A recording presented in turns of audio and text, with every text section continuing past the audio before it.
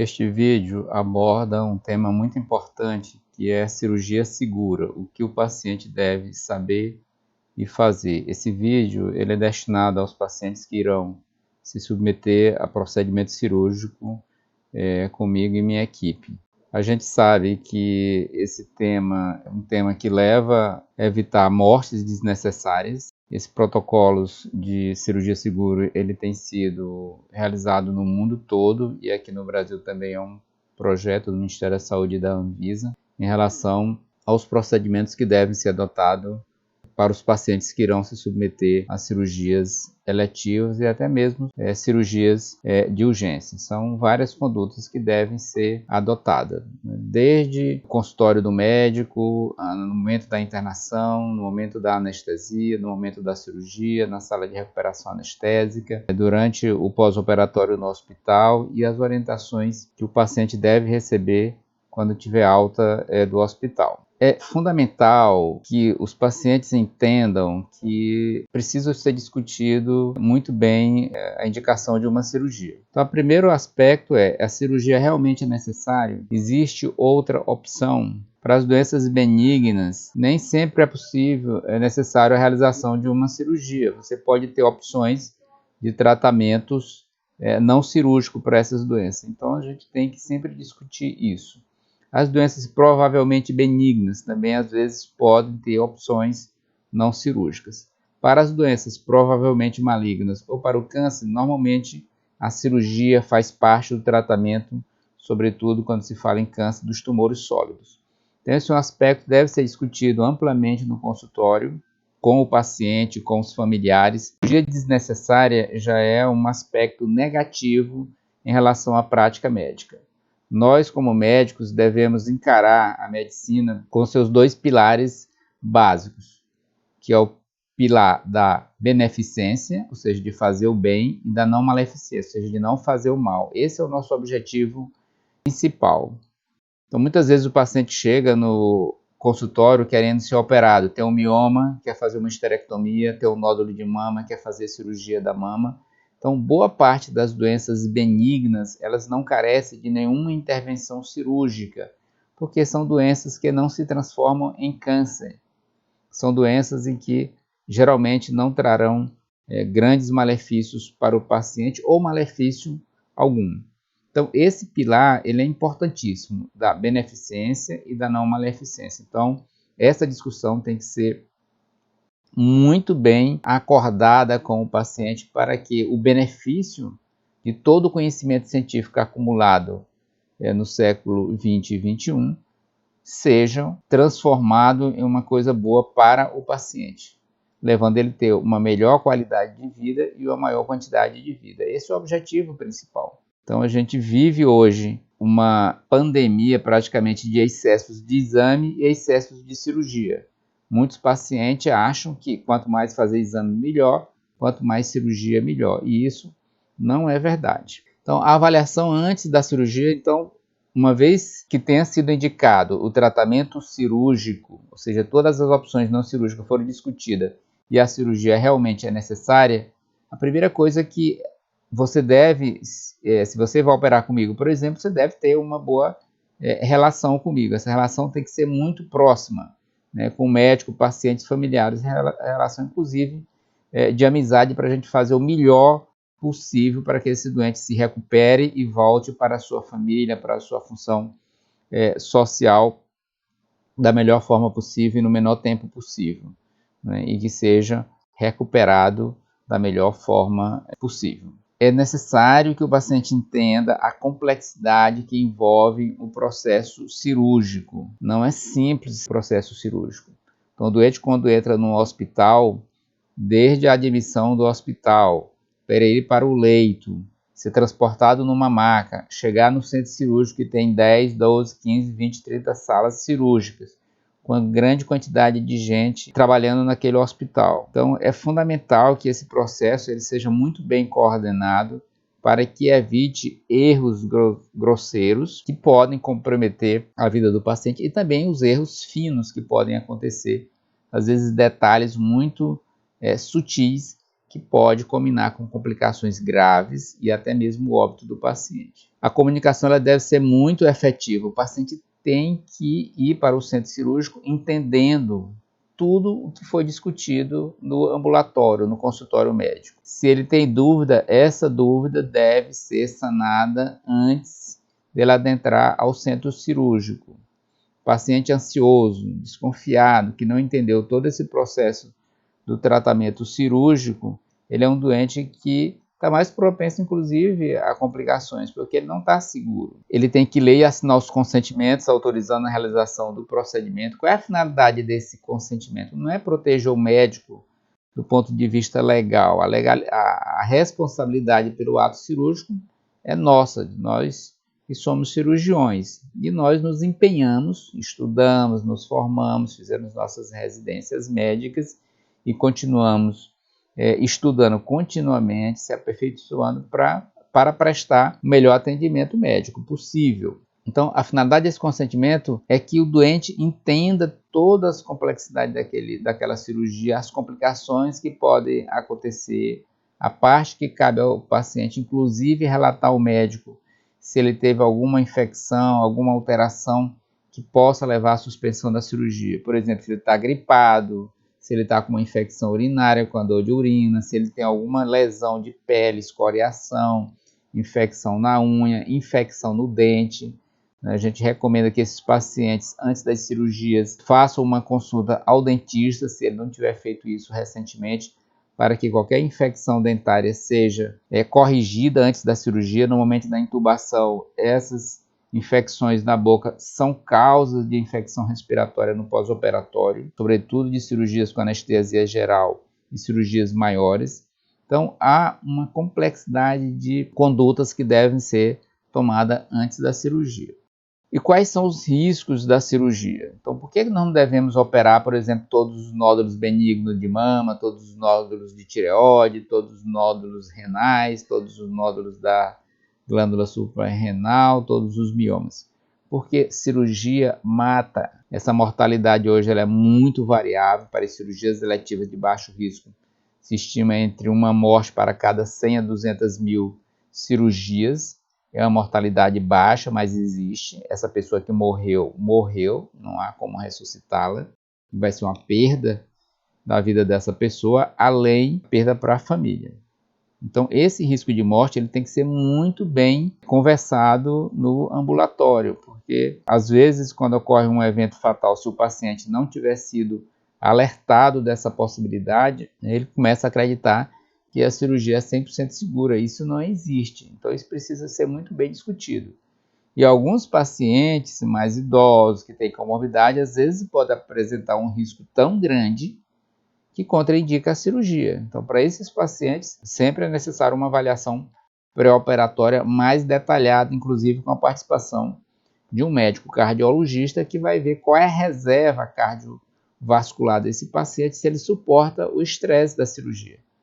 Então, a cirurgia leva a um estresse muito grande no nosso sistema cardiorrespiratório, circulatório, né, que pode não aguentar aquele estresse. Então, essa avaliação antes da cirurgia, elas devem ser realizadas sobretudo nos pacientes obesos, hipertensos, diabéticos, pacientes com mais de 50 anos. Obviamente que paciente jovem, uma moça de 30 anos de idade que vai submeter a retirada de um nódulo benigno de mama e não tem nenhuma comorbidade, o médico fez o exame físico dela completa, ela não precisa fazer eletro, raio-x de tórax, avaliação cardiológica, nada disso.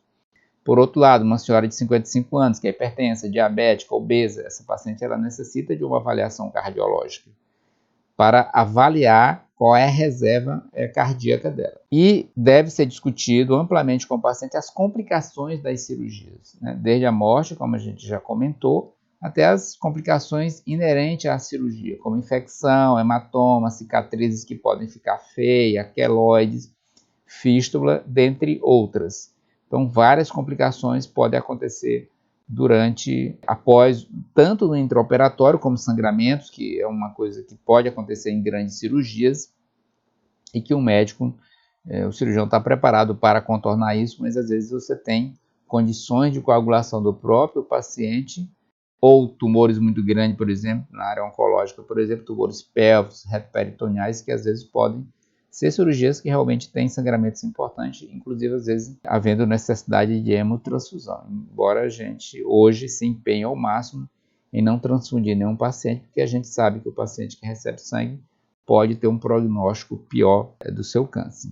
Então, antes da cirurgia, é importante que o estudante cuide dos dentes, não tenha infecção dentária, não tenha infecção urinária, não tenha nenhuma infecção de pele, faça atividade física. Hoje é sabido que os pacientes que são sedentários, se ele faz uma atividade física, nem que seja de 15 dias, um mês antes da cirurgia, se é uma cirurgia eletiva, caminhada, atividade física, fisioterapia respiratória, fisioterapia motora, tudo isso melhora o desempenho cirúrgico desse paciente. Se ele fuma, ele deve parar de fumar um mês antes, é o ideal, pelo menos um mês antes. Então, todas essas condutas elas são fundamentais para diminuir o risco da cirurgia. Em relação ao jejum, sólidos, 8 horas, leite, alimentos sólidos, então tem que ser 8 horas para caso de anestesia geral. Líquidos claros hoje é recomendado 2 horas, em alguns casos a gente recomenda em cirurgias maiores uma reposição específica de líquidos, mas o doente pode tomar água, chá de coco, suco de laranja coada até 2 horas antes da cirurgia sob anestesia geral. Isso diminui o estresse do paciente, inclusive o estresse metabólico, diminuindo a resposta que a gente chama de resposta endócrina metabólica ao trauma cirúrgico. Alguns casos necessitam de preparo especial e esses casos a gente vai pormenorizar para o próprio paciente. Recomendamos hoje que o paciente tome, antes de ir para casa, um banho com clorexidina de 2 a 4%, que é para fazer a desinfecção, descontaminação da pele, diminuindo os riscos de infecção. Os pacientes têm um risco maior de trombose venosa profunda, que pode levar a embolia pulmonar. A gente recomenda enoxaparina, que é um tipo de heparina que é utilizada 12 horas antes da cirurgia, aplicado subcutânea, geralmente na coxa ou na parede abdominal. A finalidade desse anticoagulante é exatamente evitar a trombose venosa profunda associada ao uso de meias elásticas. Esse uso ele pode durar de 48 horas até 30 dias. Isso vai depender da extensão da doença. Para grandes cirurgias pélvicas, por exemplo, a recomendação hoje é fazer 30 dias de enoxaparina associada a meias elásticas, que geralmente a gente recomenda utilizar durante o dia. São meias específicas antitrombóticas, que são utilizadas com média compressão até o joelho. Usa durante o dia e tira à noite. Outra coisa fundamental que a gente sabe que diminui o risco de infecção, que é uma das complicações graves também da cirurgia, é internar o mais próximo possível do momento da cirurgia. Então, no passado se fazia a internação na véspera da cirurgia, mas hoje essa internação é feita exatamente no dia da cirurgia. A retirada dos pelos da região em que vai ser operada, ela geralmente não é necessária. Então, o paciente você não deve, se você vai ser operado, não deve fazer essa tricotomia, que é a retirada desses pelos. Se for necessário, isso será feito no momento momento do procedimento cirúrgico. Após a cirurgia, você deve ter cuidados com sinais de infecção, febre, dor no local da cirurgia, queda do estado geral, vermelhidão. Nesses casos, você deve entrar em contato imediatamente comigo, Esse vídeo é voltado para os pacientes que irão operar comigo, para que a gente tome as providências. Se por algum motivo você não conseguir entrar em contato comigo, procure a urgência do hospital onde você for operado, que tem equipe de emergência de plantão. Mas você tem o meu celular, tem o celular das minhas secretárias e estamos quase sempre alcançáveis para prestar esse atendimento. E essas complicações você não deve esperar. É um sábado, eu estou com febre, com frio, com dor abdominal, vomitei, não estou sentindo bem, eu não quero incomodar o médico, vou só segunda-feira. Não, pode me ligar, pode mandar o WhatsApp, se não responder o WhatsApp, você liga. Se por acaso não conseguir falar comigo, vá na urgência do hospital. Às vezes o time de começar a tratar precocemente uma complicação, 24, 48 horas, pode significar a diferença entre a vida e a morte do paciente, ou uma complicação que seja mais simples do tratamento para uma complicação que vai ficar cada vez mais grave e com tratamento mais difícil. Aqui é só para mostrar rapidamente os protocolos que nós adotamos no hospital. Então, quando o paciente entra no hospital, ele é identificado uma pulseira, então você jamais deve adentrar um hospital se essa pulseira não for colocada no seu braço, né, com o seu nome, com a sua idade, data de nascimento, quem é o seu médico, se você tem alergia, quais são essas alergias. Então, tudo isso vai ser checado. Depois dessa admissão, você vai receber uma admissão pela enfermagem, que vai checar seus sinais vitais, checar os exames que você trouxe para a cirurgia, se você tomou Clexane. Nessa época de Covid, agora nós estamos, esse vídeo sendo gravado em agosto de 2020, com a pandemia da Covid, os pacientes que vão internar têm que fazer um teste para Covid, para saber se não tem a doença na forma assintomática e podem contaminar a equipe cirúrgica e a equipe do hospital e outros pacientes. Então, tudo isso precisa ser verificado. Não se irrite com essa... são vários pontos de checagem na admissão do hospital, na admissão da enfermagem, que vão ser perguntados para você várias vezes a mesma coisa. A finalidade disso é que a gente erre menos, que a gente opere o paciente certo, faça a cirurgia certa e que diminua as taxas de complicação. Quando esse doente chega no centro cirúrgico, tudo isso é checado novamente. O nome do paciente, o sexo, a idade, qual é a cirurgia que ele vai fazer, se é uma cirurgia dupla da mama, qual é a mama que ele vai operar, se é do rim, qual é o rim, se é do testículo, qual é o testículo, se é do ovário, qual é o ovário. Então, tudo isso precisa ser checado. Checar se os exames estão ok, se o material cirúrgico está ok, se for utilizar uma prótese de Prolene, prótese para reconstrução mamária, catéter para quimioterapia, tudo isso tem que ser checado se está no centro cirúrgico. O material é checado, esse transporte é feito com segurança, o antibiótico é feito 1 hora antes da cirurgia. Esse antibiótico é fundamental que ele seja feito 1 hora antes da cirurgia, que é para diminuir os riscos da complicação cirúrgica. Então esse paciente vai para o centro cirúrgico, onde a equipe vai se identificar com ele.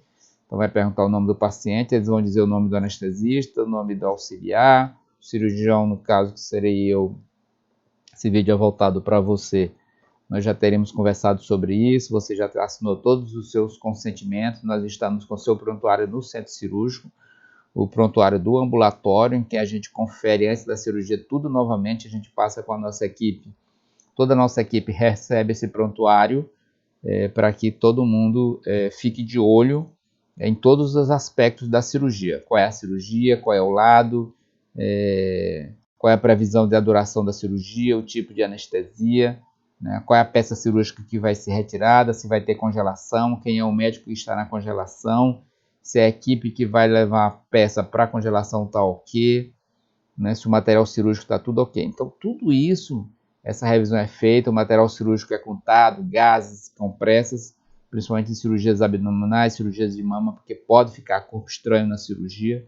Então, você observem que é uma gama de fatores que podem realmente dar errado. E para isso é importante esse checklist o tempo todo.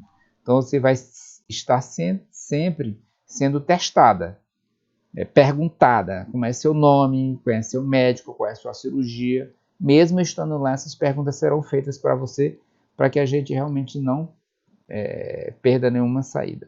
Terminou a cirurgia, o paciente, se for anestesia geral, vai ser estubado na sala cirúrgica ou na sala de recuperação pelo anestesista, que providenciará todas as medicações para diminuir náuseas, vômitos e dor no pós-operatório.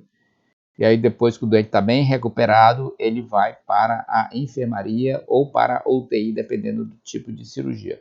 Alguns pacientes em cirurgias maiores podem ainda ir entubados para a UTI, mas no geral, para as cirurgias menores, o doente será estubado e encaminhado para a enfermaria.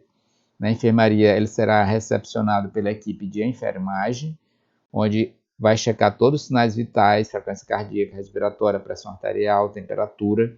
Isso vai ser anotado, os sinais vitais, se o doente tem dor, né, para que tudo isso seja controlado. Se tiver dreno, vai ser anotado o débito dos drenos, se tiver sonda, o débito da sonda. E você e seu acompanhante, você tiver qualquer coisa que não esteja correta, você deve comunicar imediatamente à enfermagem. Especificamente para as cirurgias de mama, você pode mexer seu braço, não é para ficar duro. Às vezes a gente chega de manhã na enfermaria e o paciente está duro, porque disseram que é para eu não mexer. Mexa, você pode se mexer, levantar a cabeceira da cama, soltar os braços, não, mesmo que tenha sido colocado uma prótese mamária, reconstrução, não é para ficar dura. Pode mexer as suas pernas, pode, deve, eleve bem a sua cabeceira se você estiver bem, mexa bem com o pescoço, relaxe, solte os braços, não é para ficar dura, porque às vezes a gente chega no outro dia no hospital de manhã, o paciente está todo duro, não se mexeu, não conseguiu dormir. Tá? Então isso é fundamental. Observar se o dreno não está saindo muito sangue, se tem muita dor na mama, se a dor aumentou o volume, se for cirurgia de mama, se for cirurgia de útero ou cirurgia pélvica, ver se a sonda vesical está saindo a urina adequada. A enfermagem vai estar cuidando disso, mas se você notar qualquer coisa que esteja diferente, comunique a enfermagem ou me comunique para que a gente tome as providências mais precoces possível. A maioria das cirurgias hoje o paciente recebe alta no primeiro dia de pós-operatório. Cirurgias maiores, o doente pode ficar 3, 4, 5, 10, 15, 20, 30 dias, dependendo, obviamente, do caso e da evolução. Mas, no geral, hoje a ideia é a alta mais precoce possível. Quanto mais rápido você sair do hospital, menores serão as taxas de complicações. Então, resumindo tudo isso, o protocolo de cirurgia segura tem esse objetivo: diminuir as complicações da cirurgia, as complicações tanto antes, no momento de internação, durante a cirurgia e pós-operatória. E após a alta, que é diagnosticar precocemente complicações cirúrgicas que possam ser resolvidas rapidamente, sem grandes problemas para o paciente. Então esse é o objetivo dessa aula, exatamente mostrar a importância dos procedimentos para cirurgias seguras. Se você tiver qualquer dúvida na sua cirurgia, não hesite em perguntar. Os pacientes não devem ir para o centro cirúrgico com dúvidas. Ele tem que estar tudo certinho, não só o paciente, também como os seus familiares. Se você gostou deste vídeo, compartilhe com as suas famílias, com seus amigos, né, e curta o nosso canal. Um abraço a todos e obrigado pela atenção.